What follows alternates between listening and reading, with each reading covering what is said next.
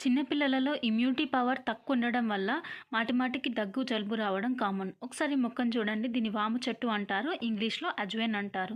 ఒక 2, 3 ఆకులను తీసుకొని ఫ్రెష్‌గా కడిగి వాటిని పెనం పైన పెట్టి కాస్త వేడి చేశాక సాఫ్ట్‌గా అవుతాయి. దాని నుంచి రసం తీసుకొని డైరెక్ట్‌గా లేదా తేనెతో కలిపి చిన్న పిల్లలకు పట్టిస్తే దీనివల్ల చిన్న పిల్లల్లో ఇమ్యూనిటీ పవర్ అనేది పెరిగి మాటి మాటికి దగ్గు, జలుబు రాకుండా కంట్రోల్ అవుతుంది. ఒకవేళ ఉన్నా సరే తొందరగా రిలీఫ్ అనేది వస్తుంది.